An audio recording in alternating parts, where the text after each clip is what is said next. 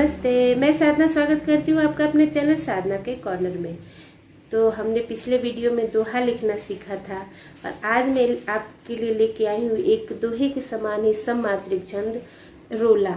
इसकी भी 24 मात्राएं होती हैं दोहे की तरह ही, पर दोहा से रोला में अंतर ये है कि दोहा में जैसे विषम चरणों में 13 मात्रा और सम चरणों में 11-11 मात्रा होती थी, रोला में इसके ठीक उलट विषम चरणों में 11-11 और सम चरणों में 13-13 मात्रा होती है।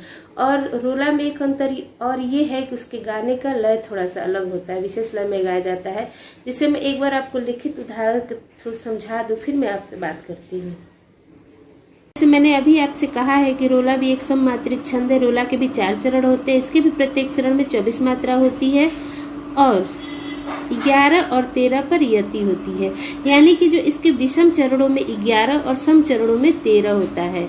और विषम चरणों के पदांत जो होता है 2-1 और सम चरणों का पदांत जो होता है वो 2-2 या 2-1-1 या 1-2 या फिर 1-1-1 होता है, जिसे हम लिखे समझेंगे, ऐसे बोलने से नहीं समझ पाएंगे। तो अभी मैं जब आपको उदाहरण के साथ समझाऊंगी तो आप इसको अच्छे से समझ लेंगे कि इसमें क्या वर्जित है और इसमें कैसे इसके कल संयोजन क्या है इसके।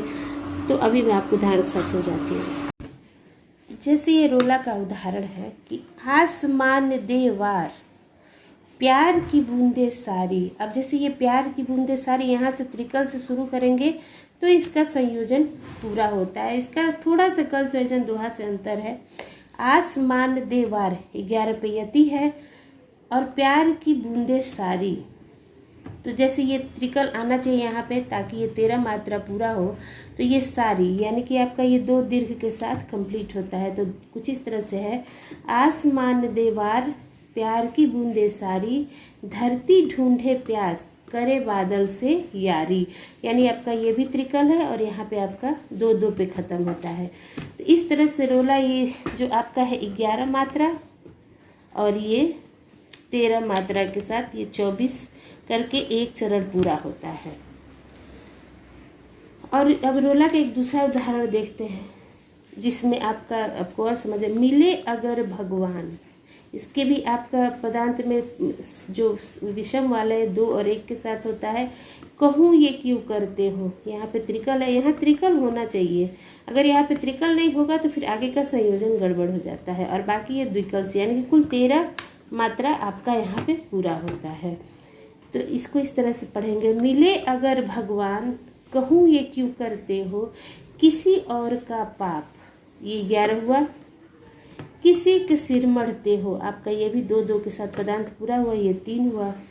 तो ये आपका रोला का विधान है जो दोहे से किस तरह से अलग है आप समझ गए होंगे। और इसको यही रोला मैं किसी जाने माने कवि के एक रोले से मैं आपको समझाने की कोशिश करती हूँ कि यही सयानो काम राम को सुमिरन कीजिए, पर स्वार्थ के काज शीश आगे धर दीजिए।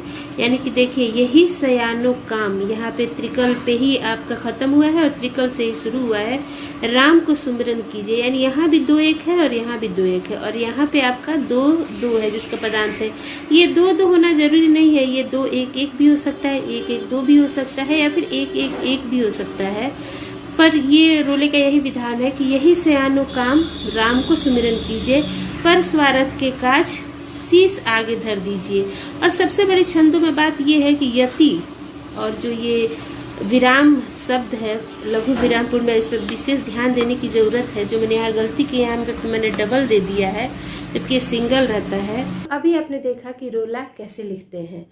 अगर आप रोला को और अच्छे से समझना चाहते हैं तो एक बार मेरे पिछले वीडियो जहाँ मैंने दोहा सिखाया उसको एक बार जरूर चेकआउट कर लें, ताकि इसमें मात्रा गणना जो मैं समझाई हूँ तो आपको और आसानी हो जाएगी कैसे लिखें।